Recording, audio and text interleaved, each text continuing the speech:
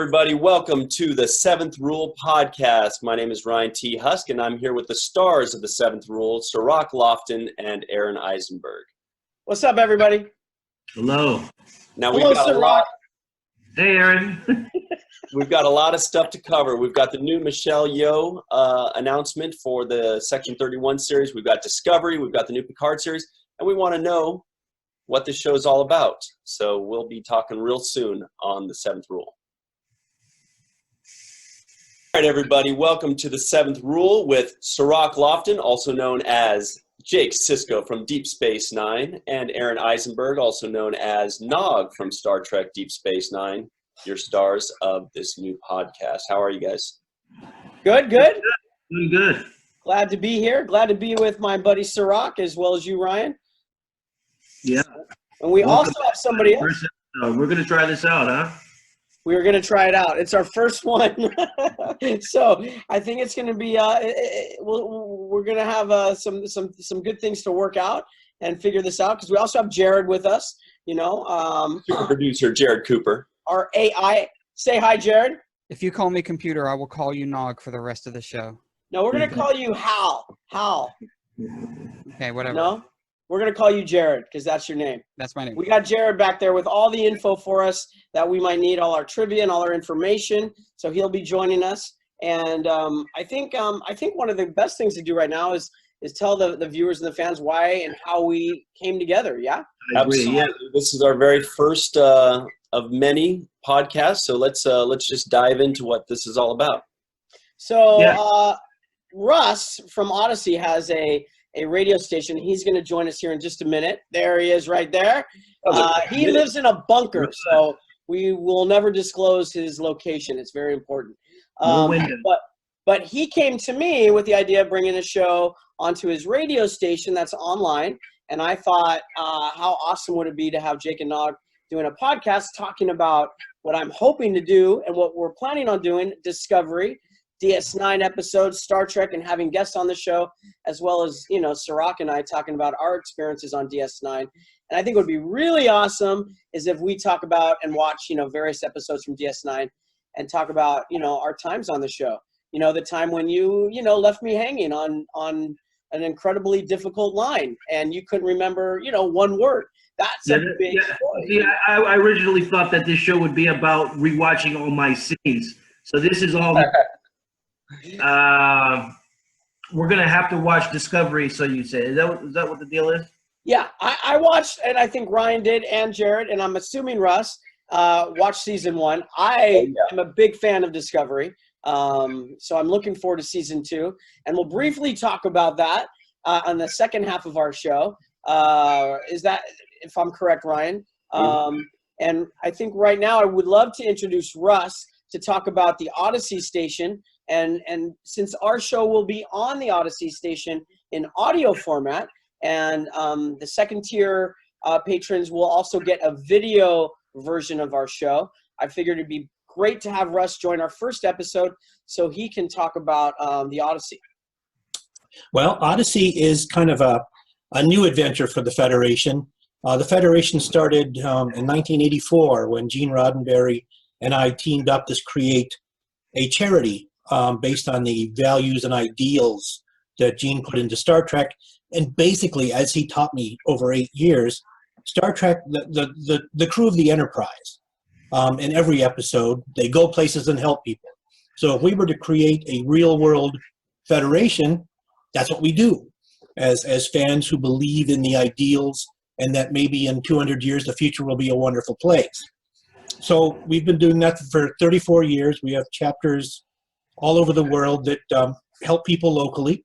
And then when there's a major disaster somewhere, my office coordinates all of that. And we send people and supplies and aid and funds to disaster areas. So we're hitting the local areas where we have chapters, and then we're sending a big push where there's a disaster. So we've been doing that for 34 years. And in August, I came up with the idea of doing a radio station, and Odyssey is actually a collaborative effort of a whole bunch of people like Aron and Cirroc and Ryan and Rob Simone, and and a whole bunch of people that you'll learn more about on Odyssey.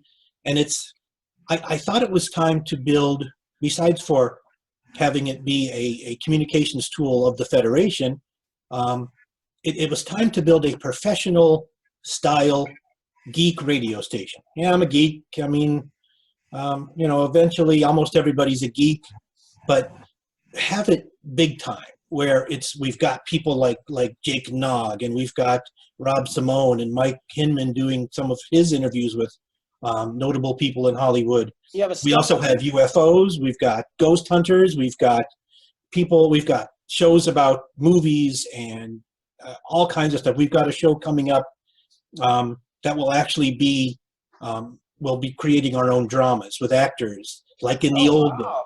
So we'll have our own sci-fi dramas on Odyssey. And so when I reached out to Aron, he was pretty excited, which is awesome.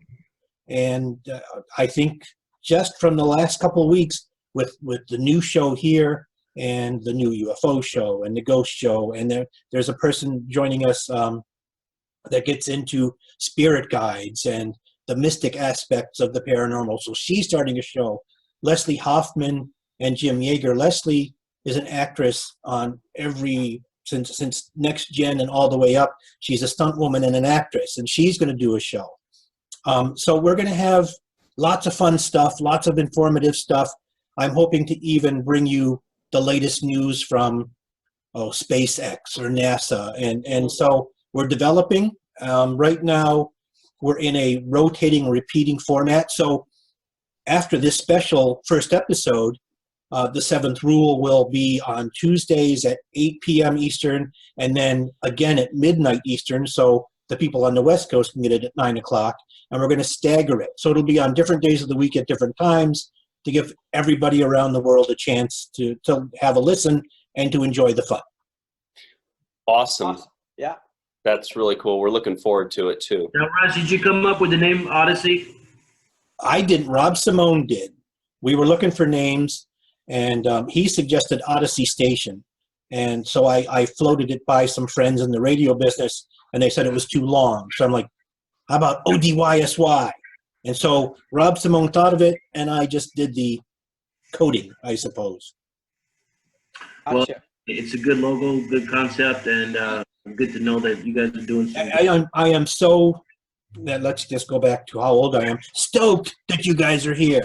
You know, it's so cool to have you guys here and to believe in what we're trying to do here. And really, the response to all of Aron's tweets and posts has been phenomenal. And I think we're going to have a heck of an audience and a lot of people to be part of the Seventh Rule family community that you're developing.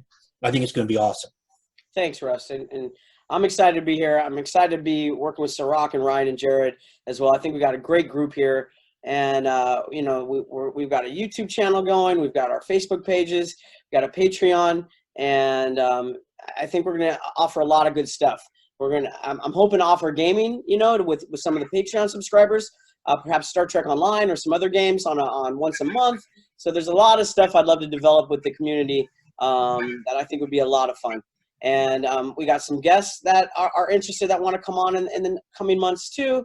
So it's a lot of stuff. Cool guests. Yeah, what's that? Lots and lots of cool guests to look forward to. Yeah. And what will be really neat too, to be honest, and is having Cirroc and some of our guests from our show, from DS9, all of us together talking about our experiences. Because mine is going to be different from Cirroc's. We didn't always work together. As Cirroc was a regular on the show, he worked more on the show than I did and had more interactions and a different trajectory than I did. And as a matter of fact, as Nog went into Starfleet, I think we worked less together, mostly because they couldn't frame me on with Cirroc on the scene. So we gotta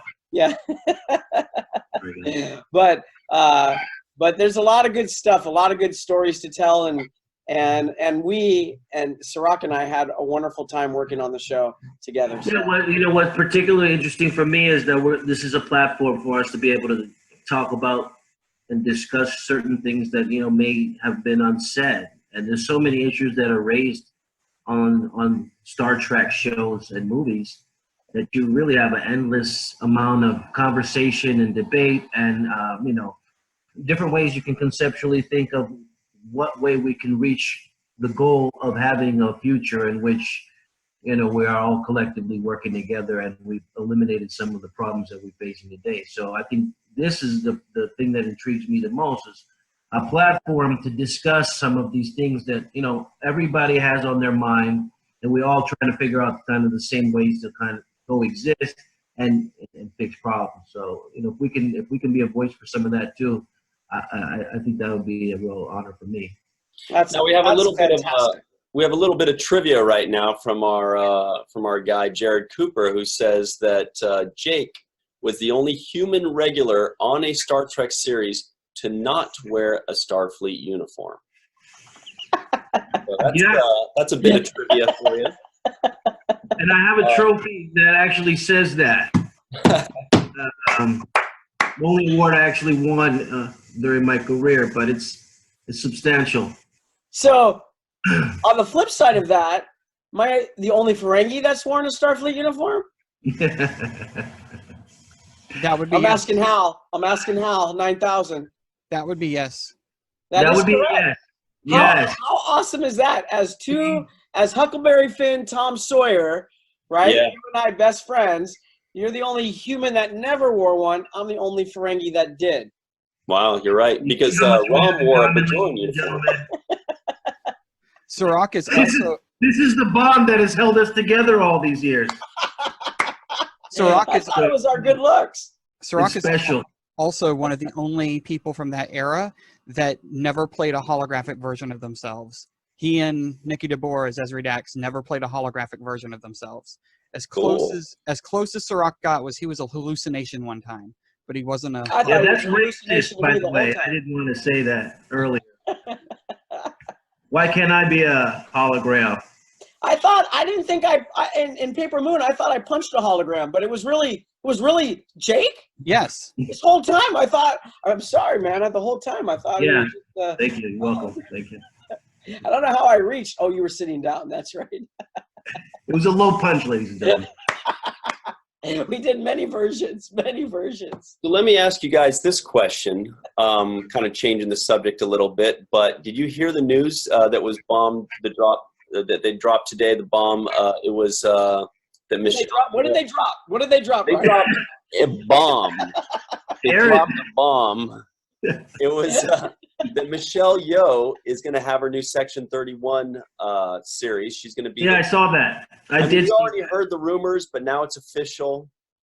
What do you guys? Well, I don't get that either, because they went from literally a period when it was dead, and there were no Star Trek shows on television. Now they're going nuts. Now all of a sudden they're like dropping one after the other. Patrick Stewart. They're dropping bombs. One, right?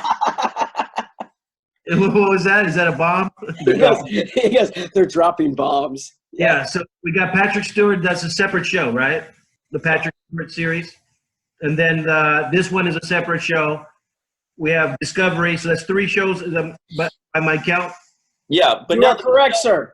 The And I hear there's a rumor of an animation show also coming. So 4 shows are coming out at the same time. Yeah. That's You right. know, The animated this is what show people's called Lower concerns Decks. were. Oh, sorry, Ryan. Go ahead, Ryan. The animated show is called Lower Decks. It's from the executive producer of Rick and Morty.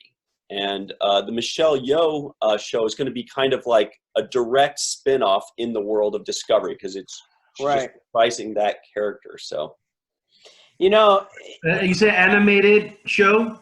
yeah. yeah, it's an animated You comedy. know, cartoon. Yeah. Cartoon. Comedy. An Yeah. animated half-hour comedy from the producer of Rick and Morty, and it's called Lower Using the Decks. Star Trek name, right? Yeah, Star Trek Lower Decks. Well, that's a good conversation for debate if we want to talk about it. I know a lot of people will feel like it's overloading too much. It's oversaturating the market, and what's going to happen, or what people will be concerned about, is it's too much too fast, which I think is a fair thing. We could argue that's kind of what hurt Deep Space Nine to some degree, is they didn't let Deep Space Nine just grow and build its audience. They had to throw in Voyager right on top of it to launch UPN. And ultimately that kind of hurt both shows. The good thing I do feel about the Section 31 show with Michelle is that they've got, as the showrunners, they have both Erica and Bowie, who are the two of the writers from Discovery, who are wonderful people and DS9 fans, by the way. When we had them on the previous show I was working on, they talked about how they were big fans of DS9, but they didn't really watch Voyager so much as they admitted. But they really loved our show, and I think that's why they might be getting the torch given to them for this one, because I'm assuming it's going to be a darker show. Yeah. And one person. Oh, go ahead, Cirroc. You know, the first I heard of Section 31 was with Ira, just as we were debuting the documentary for DS9. Right. And he started to bring up Section 31 and Siddig's character, kind of introducing the concept of it in our show. Yeah, the season. What Cirroc is talking about is when we watch the DS9 documentary. I don't know if you guys have seen it yet, but in that they do a what if season 8, and in that season 8, you know, Cirroc is taking a shower by himself. I don't know why that. Yeah, was that's not the part that we were discussing about Section 31. But yeah, I am taking. Oh, I thought it was. I'm so sorry. But that's what everybody wants to hear about anyway. Really. You know, Did they show Cirroc Section 31? No, he comes back because they showed the lower deck though. Hey, I'm careful not to say anything other than you're in the shower. I didn't say anything more, but they bring up Section. DK. What? No. We got to fix this Wi-Fi connection, I think. No, he said he's spelling out deck and not the other word. Yeah. Right. Yeah. Yeah, I heard lower but decks. yes. I wasn't thinking anything bad. Okay. All right. Back on that Deep Space Nine documentary was freaking outstanding. I was very angry. I was very angry. Oh, you were not. You loved it. It was awesome. But that's what made it so good. Don't try to make it. Don't try and twist it. Don't try and make me feel better. We can't say what happened because there's probably a lot of people that haven't seen it yet. So, but you can't say this. That could have been a lot. I watched it for 2 hours. We were all watching it for 2 hours, and when it ended, I could have sat through another 2 hours. Like it never got to the point where I said, "All right, that's cool. That was fun. That was good, and I'm ready to move on." It was 2 hours, and we could have sat there for another 2 hours, just soaking it up and eating it up and enjoying it. It was just, it was magical. It was an A+ documentary. I could have walked out at a certain point. I was ready to go. I know which point that was. No, but I did like the way they hypothetically did the season 8. I like the way that they animated certain parts of what they were verbally talking about to give you a conceptualization.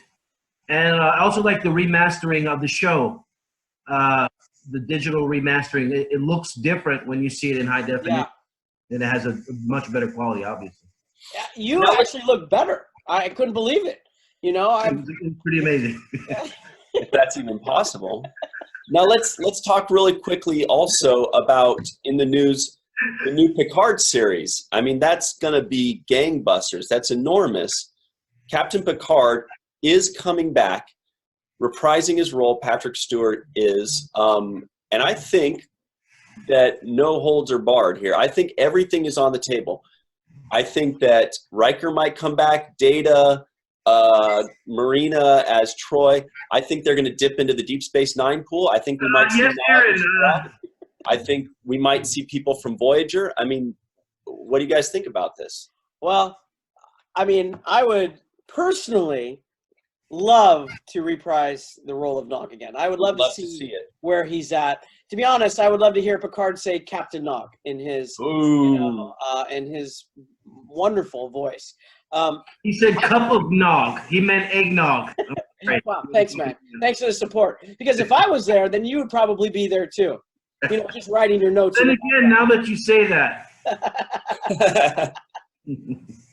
I think what would be really fun is if, I mean, this was, I think I tweeted this out once. I said, it would be really neat if Picard went rogue and, you know, I was part of, or had to, you know, part of it to go get him back. But honestly, I don't, You know, somebody told me today, and I can't really say who. I don't think that would be fair.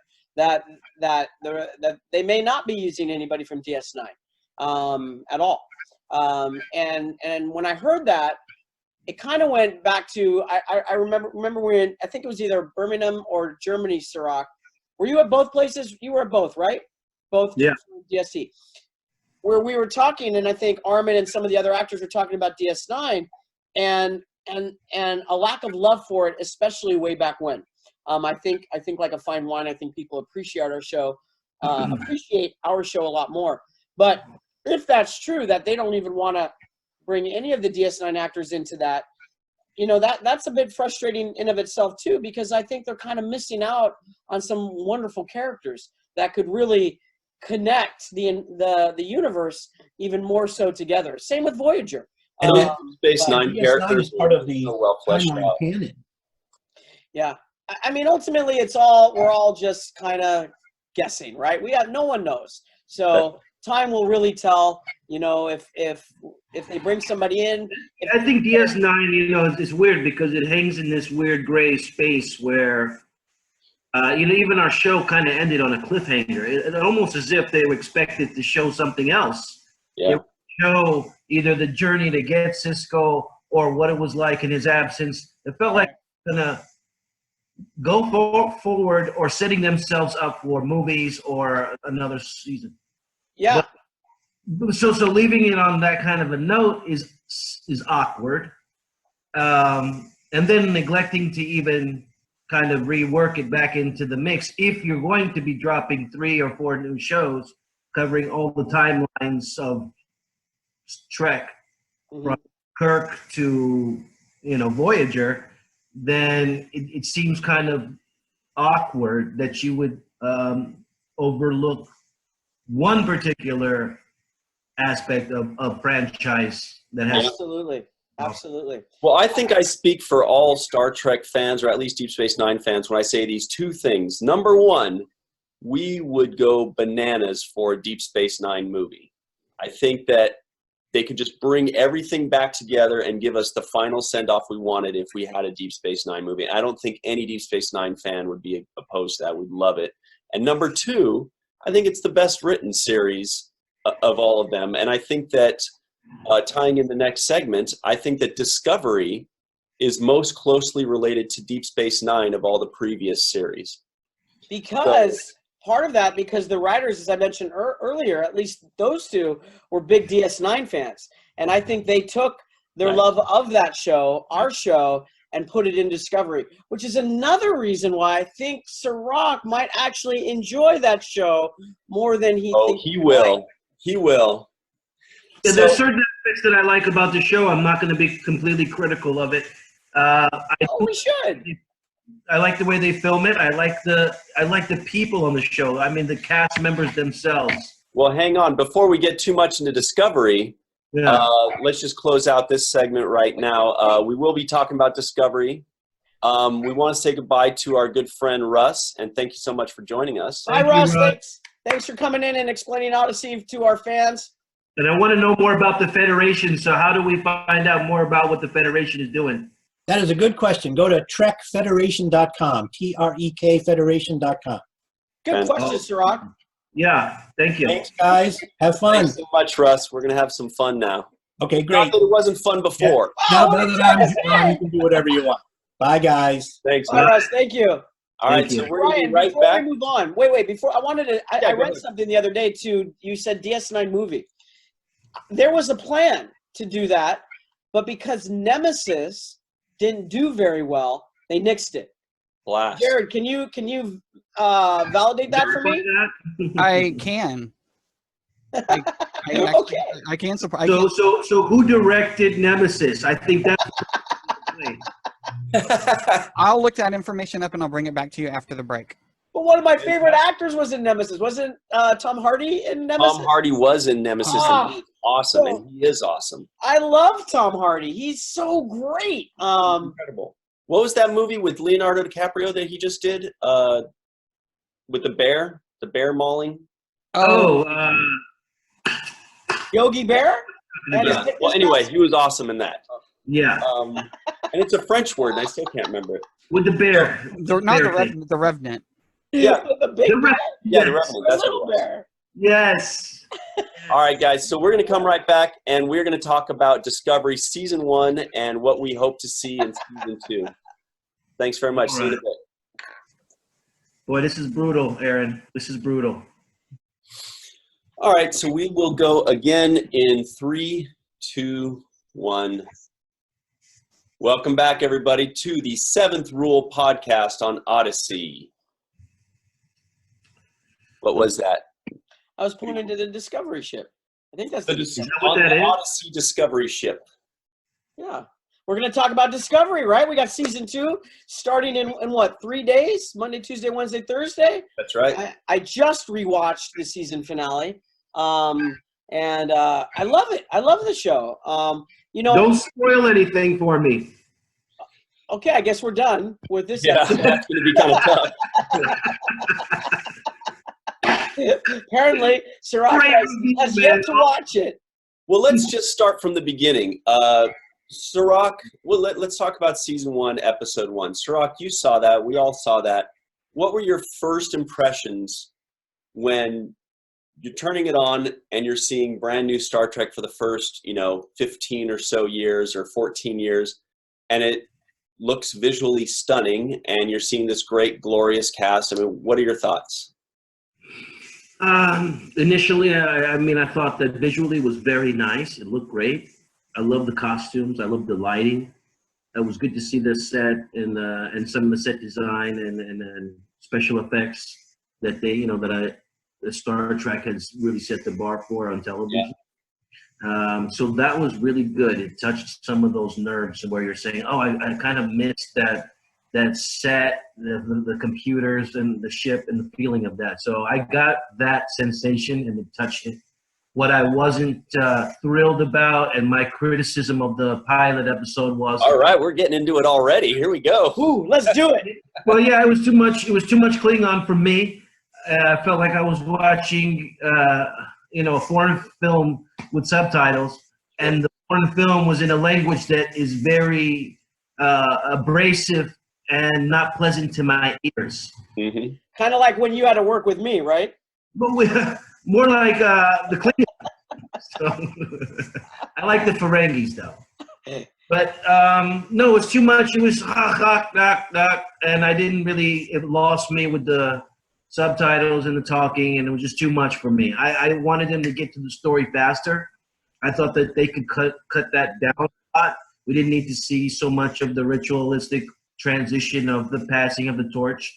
It could have been said it's in a simpler, more faster format for me, and they could have really developed more of the characters that were going to be on the bridge. So when they started going into anything that was Klingon was too much boring for me. So as soon as they cut to the ship, Klingon ship, I cut out. So See, I disagreed. I actually enjoyed it. I know that was a lot of criticism was thrust because of that, and I felt absolutely the opposite. When I was watching the finale today, before today's show, and to get ready for Thursday, they still had more of that. And when they were down on, I think at the Orion Syndicate, they were in that bar, and they were gambling and trying to get information. They went kind of back into that, and I loved it because I feel like sometimes it's too easy for everybody to understand what everybody's saying. And it becomes almost, generic. Everybody understands. No matter where you go, everybody speaks the same language. And I thought it was really great that we couldn't understand them and that they did have this language. And it was strong and abrasive because that represented very much the culture. And I also felt that they needed to be the antagonist and we needed to fear them. And personally, I don't think there's this huge fear of Klingons because of how much we've come to know them over the years. And I think if I'm thinking as a producer and a writer, we've got to separate. We've got to make them the antagonist. They've got to be scary. They've got to be threatening. And oftentimes when we can't understand somebody, we can't communicate, that increases the fear level. And so I think they did a great job with that. I mean, you know, I hear what you're saying, except that I hope so, because we're on the same, you know. I hear you. Actually, literally hear you. I haven't put on my headphones yet. When I put these on, then I can't. You should wear those the whole time. Yeah, be a fighter pilot, man. Yeah, those are my top guns. But that doesn't make sense. I just don't like the Klingon language. Number one. Number two, I think they could be intimidating. First of all, just by the way they look, they're intimidating because they're huge and they're walking around with swords, you know, bat lips. Yeah. One. And two, also how they act, by being violent, by being aggressive, by being physical. I think that in itself is enough for me to sell me on who they are and who, you know, how violent or intimidating they are. You know, the other thing is that, you know, with the consistency of you said something different. You know, all the aliens have 2 legs and 2 arms. You know, we haven't seen any 4-legged, 4-armed aliens or 2-headed species. We've seen you had the 3-legged Rockers who and could 3 be arms. whatever. Right. So most of the Star Trek aliens are humanoid or, you know, similar as far as 2 arms, 2 eyes, ears, and mouth. Is that true, Jarrod? On all the other shows that they were always humanoid type characters? Yes. Well, Interesting. we also had the 3 arms and 3-legged character on the animated series, the original animated series, and they had things like the Horda, you know, and Species 8472, I believe, had 3 legs and 2 arms. Anything that had all the live action ones, if it was any species that they really interacted with, other than the Horda, which was an inanimate object like a puppet. And that's right. 847. And the tribble. They were all pretty much humans with a prosthetic on their head, prosthetic of the week. Right. But if you're going to get into details about, you know, variety and things of that nature, I mean, they could express it in that way too. To me, it's not necessary. We're doing a show. You don't have to. It doesn't have to have Klingon it for it to be authentic or sell to the audience. We know it's a given that these things are already in place by the precedents that's been set over 50 years of history. But remember, now I believe you only saw the pilot. You haven't watched it all the way through yet, correct? I don't need to watch the whole show to criticize. No, okay, calm down. I'm glad we're not in the same room. Not trying to upset Cirroc you. is the embodiment of every Discovery-hating troll out there right at this moment. Oh, he just called you a troll. Back to computer you are. Hey, trolls are in style right now. So I hear they are in style. I think, though, it changes as the season goes on, right? They don't always, you know, it's not always subtitles. I'm not going to base my hate completely on that, but that's my criticism. So when something is so annoying to you, it makes you lose. Makes it hard to watch. The rope to watch the other stuff, so I can get true. The storyline of the captain. And I didn't share that. I actually felt the opposite. I liked it. I thought it brought a little bit more realism to it. But this girl who's on the show, who I believe is like one of the stars, of the show, Sonequa. Yeah. The lead. She's the lead. Michael Burnham. She's the lead? Yeah. I like her. I just thought I felt her presence on the pilot episode, and I thought she would actually be the captain as I was watching the show unfold. Felt like she was the captain. That's number one. And then the people on the show, the guys like Shazad, Anthony Rapp, Mary Wiseman, and Mary Chifo, guys like Kenneth. Yeah. Guys are really cool people. Yes. Hanging out with them we've had a joy to go to conventions with them and meet them and hang out with them. Absolutely. They are very good people, and they're part of our family now, I also want to mention our good buddy, Doug Jones. I hesitate to be – I'm not throwing the whole thing, the baby out with the bathwater. I recognize that these guys are really good people, extremely talented. If there's a part of it that I don't like, that's just my own personal preference. But I do think that it does have a lot of upside, a lot of potential to get better and grow. And I'm happy that they are reviving or bringing life back into the franchise. Resuscitating it. And it does improve by episode 2, I think. You know. Well, I mean, if you ask fans about our show, I can't go that far, Aaron. But if you ask fans about our show, but here's another thing. One of the criticism about our show was that it started off slow and it really good until. But also remember, you also have to look at the times of that too. And people didn't watch it a lot then, but like a fine wine, they've watched it now because they can binge watch it and watch it all the way through. And they go, wow, this was actually a really good show. And most of the time they say, and that Nog, man, he was amazing. I mean, how could he didn't win an Oscar? Yeah. I remember hearing that once. Yeah. Oh, no, yeah. I think my mom said that to me once. I think my mom told me that. Yeah, but back to reality, the show. But what I wish you would watch it all the way through is because there were things that happened in season 1 that I wanted more of.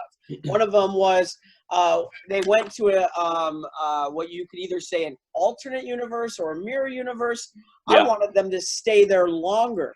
I felt they should have done the whole season there.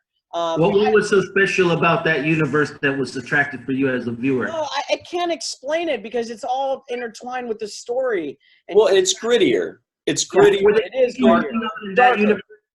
What?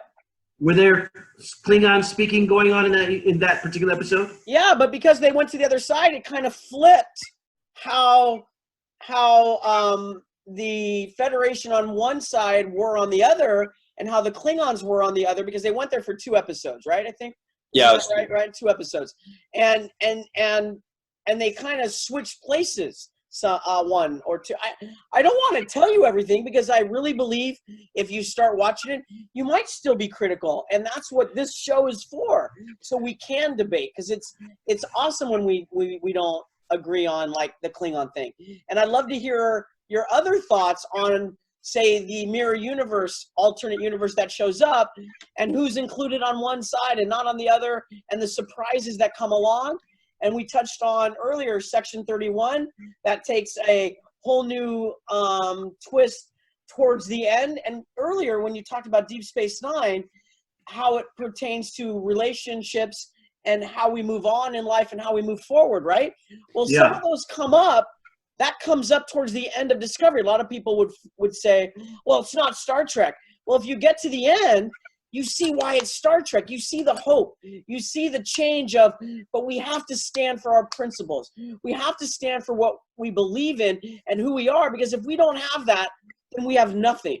And it really touches on that, on what Star Trek might mean for you. For me, hope, aspiration, reaching for a better place. And I felt Discovery got there.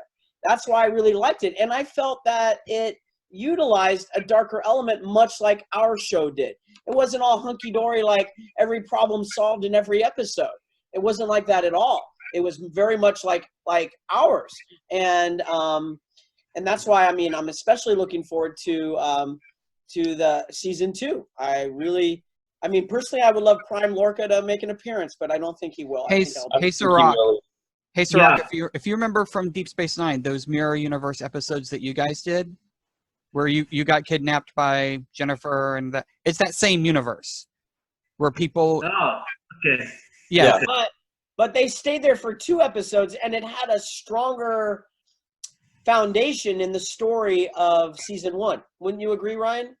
Yeah. Well, it was like a full and arc within the mirror universe, which completely affected what happened in the Prime universe, rather than what they would normally do before. It was more of just like an episodic thing where we go into the mirror universe and then we come back and everything's right back to square one. Everything's this changed, which is what I really loved about that. It had an impact. You know, it wasn't just a standalone episode. You know, well, that's the difference between Discovery and most of the others, is that it's now serialized as opposed to episodic, in which it's more like the Game of Thrones overarching. You know, and it's just every single episode kind of bleeds into the next. But they are also standalone episodes. They had two that were really like the regular Trek formula of just being kind of a standalone episode. But there was one episode. I think I should just, for the purpose of the fans, just to highlight what you were just talking about, the standalone episodes versus the overarching storylines across seasons and actually the whole series. I believe, if I'm not mistaken, but Ira should get a lot of credit. Ira Stephen Bear. Yep. For being one of the first to take risk on doing those kinds of episodic television and stretching it out, at least in the realm of Star Trek. That's right. Absolutely. That is correct. Our show is a trailblazer in that. Yeah. And at the same time, he took the risk of losing the audience in the momentary of the people who want to see a standalone episode, all encompassed, everything. Yeah. And in many ways, he had Voyager to thank for that, because Voyager, being the flagship show of a network, had a lot of the focus of the executives on it, so they weren't really paying attention. So he was do more than he wanted to. Absolutely. Yeah, I don't think we would have had the show we had if Voyager wasn't the flagship show for UPN, to take off. I think they left him alone. They absolutely left them alone. And I think that's why Ira and Ron and Hans and Robert, all of them were able to create such a great show because they were left alone. They were let to tell the stories they wanted to tell, which were really powerful. Really powerful. Ryan, I have a question for you. How are the numbers on the show doing? Like, how's the success of the show? Is it? Well, I'll tell you, it kind of depends on who you ask. I mean, it really does, especially in this day and age. But I can tell you that on IMDb, I mean, the votes are good. When you take out the trolls, I mean, so many people will vote a 1 just because they don't like it. But to be honest, just because you don't like a show, it's almost impossible to really consider a 1 just because you think it messes up canon or because it'd have to be produced by Aaron and I to be a 1. Yeah, exactly. We're gonna do that. The numbers are pretty good, as expected. It really helped to launch CBS All Access. Everything is favorable. They're doing the right things, and any kind of criticisms that I think people have with the first season, I mean, you gotta look at it through the lens of, look, how many people really thought that the first season of Next Generation or Deep Space Nine or Voyager were A+s? We know the series got better. In fact, we look back fondly as like, the first season, those were crappy episodes. So let's not give it a chance. Let's not just completely throw it away just because there are a couple kinks that need to be ironed out. The numbers are good. Overwhelmingly, what they're doing is good. They're going to iron everything out. And I do actually want to ask you guys, we only have another minute or so before we go on to that final segment, but I want to ask you guys, what's your favorite thing about Discovery so far, and what you hope to see more of in the second season? Well, the favorite thing I really loved, but I didn't get what I wanted, to be honest, was I liked when they went to the alternate or / mirror universe, and it became part of the show. And I liked that. I liked the problems it caused and how they had to solve the problems and how they did it. I wanted that all the way through. But I really enjoyed the story. I enjoyed the journey that they took me on, because at the very beginning, I really went, and in the pilot, you saw the pilot, and she's mutinied, and now she's, going to prison. And you're like, well, what in the world are they going to do with this? It reminded me of The Shield. Did you guys ever see The Shield where with Michael Chiklis? So in the very first episode, he's the protagonist of the show, and he makes a decision and takes action in the most awful way possible. And I'm thinking, oh my God, where are they going to go with this? How can they take this and give him this problem and then make you like him, make you want to go on that journey with him? And I felt Discovery kind of did the same thing. Absolutely. And they took me on that journey, and they sold it to me, and I loved it. And I went along with it, and I was cheering right along. And if you watch her whole journey to the very end, she everything is with integrity, with character, with empathy, with hope, is what she has. And she goes on a big journey and grows in that. I love that. And all the performances across the board were spot on. Everybody just did such a fantastic job that, when people would say, well, I'm not going to pay for it, I'm not going to pay for it, it disappoints me, because I feel like they're doing themselves a disservice, because the actors, as well as the production team and the crew themselves, deserve it, because they put a really good show together. I just want to applaud you, Aaron, for finding a way to work in Michael Chiklis and The Shield. Thank you. I do it all the time. One of my favorite shows. You like that? That's his gimmick. You didn't know? I know Cirroc before today. He goes, I wonder if he'll be able to bring The Shield in and how he'll put that. How can I work Michael Chiklis into this combo? That's like a game show question. Next week it's Dan Rather, ladies and gentlemen. But my favorite thing about the show is actually the existence of the show. Yes. Since I don't have many episodes to work off of, Aaron. At least you're honest. I've got to find something I like. But no, the fact that the show exists, the fact that, I remember at one point Paramount was auctioning off all of the sets for all the Star Treks, because they had kept all the Next Generation and original set in storage. And I guess it was running up storage bills for the last 45 years. So they decided to sell and auction off all the Star Trek sets. And the reason I'm bringing it up is because that was, I think, at the point when they said, we have had enough with Star Trek. We don't want to do anything with it anymore. We're going to abandon the franchise. Literally pulled the plug on every show, all the movies. There was nothing. And then we had the reincarnation of the show when what's his name got the big directory. J.J. Abrams. J.J. Abrams, right? Thank you, Jarrod. So when J.J. Abrams comes in, gets his deal, he revitalizes the franchise and brings it back. And because of that, now we have Discovery and 3 other shows on queue. And more to come. And my point is, it went from being something that nobody wanted to put their hands on and touch and just let's bury this thing, sell all the sets, and get away from this and cut our losses, to, hey, let's revisit it. And now from revisiting it, hey, this thing is actually good. Let's pump more into it. So I just think it shows you the longevity of the show.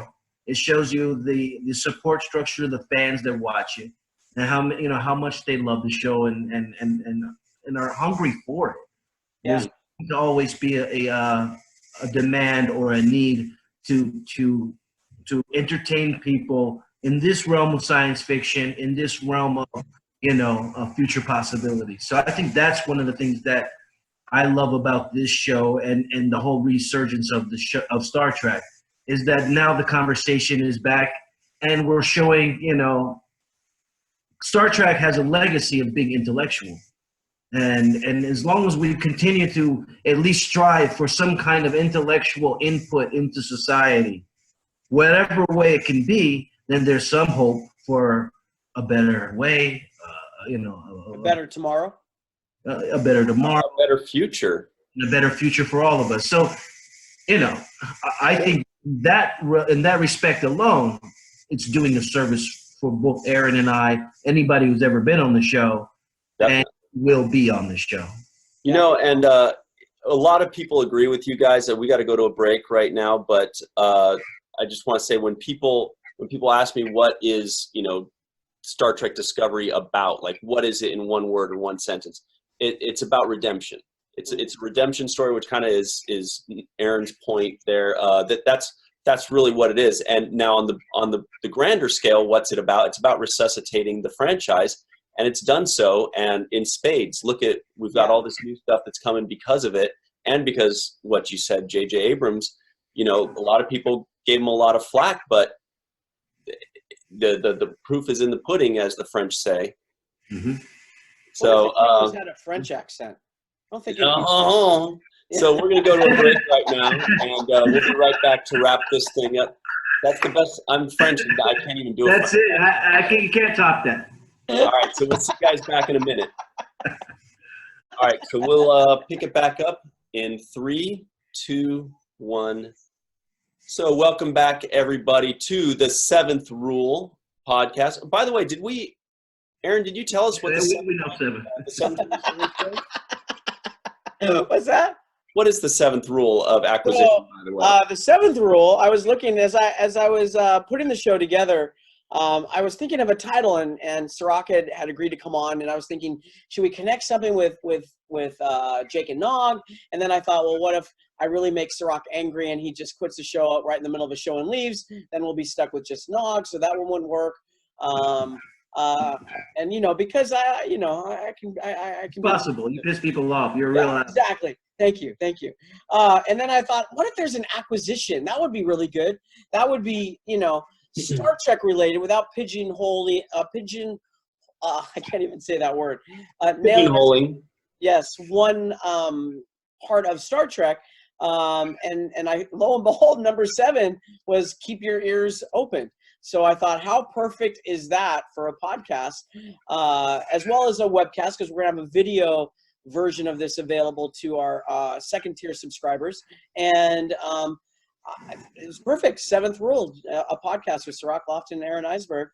Keep your ears open, listen to our show, and hopefully people will join in. That's what we're also going about. And you were going to mention that, I think, Brian. Yeah, so people are wondering probably right now, hey, I love watching these two guys talk, and I love watching the dude in the blue shirt interrupt them.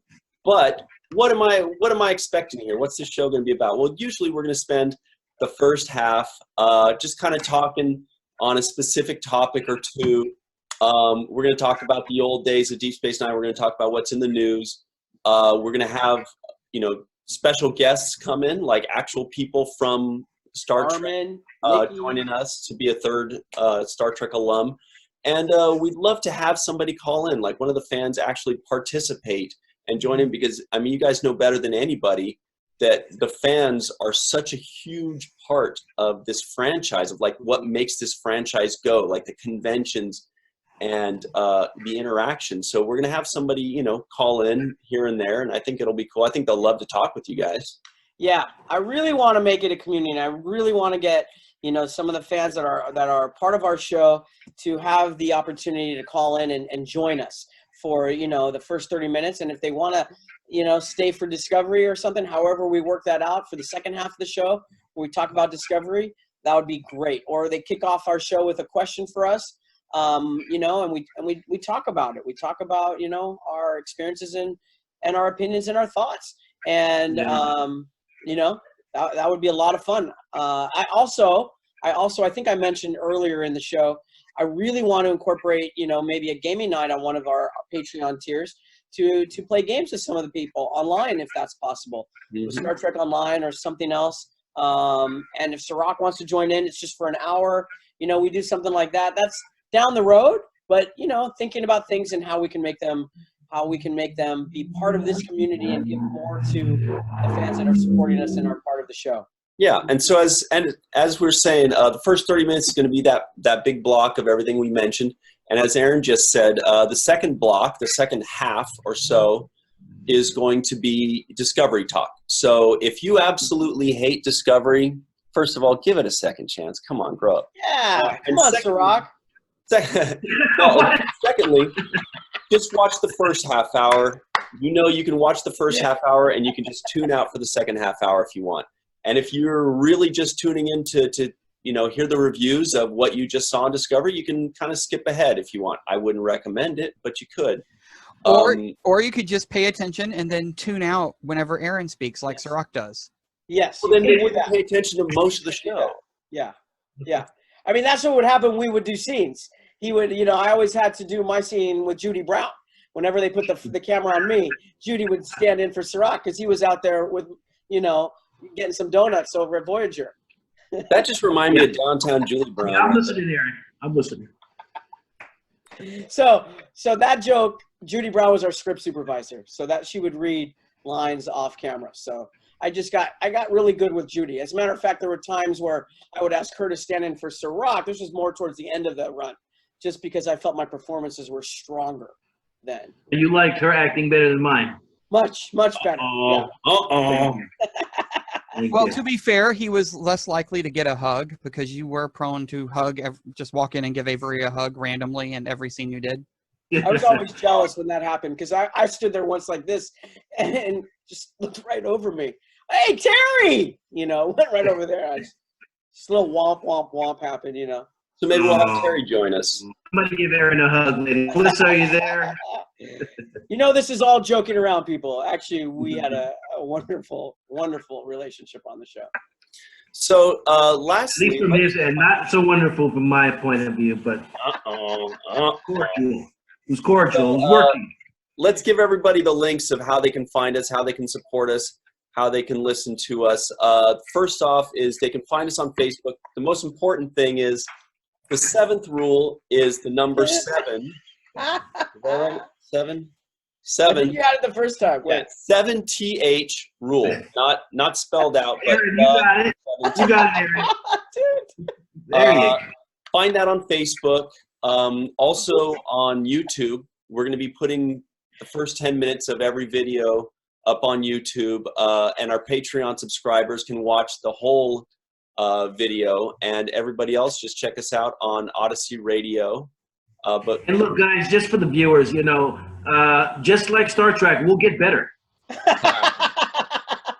Stand right there, cut. Are you? We'll get way better. Are you serious? I can't get any better than this, you guys. This is my seal here. I got. You say I'm an asshole. I think you were awesome, Ryan. You were great. We just got. You were great, Aaron. I was meant Aaron mostly, but Ryan can't beat that. On the show, man. Bad timing. Bad timing. God bless you guys. Whew, I feel better about myself already. He'd be funny if he had an Ethernet. I had a connection. All right. Jarrod's just glad that we can't see his face because he's rolling his eyes so hard right now. But you have no idea. The show's going to be on. Do they know every Sunday? Sunday night at 8.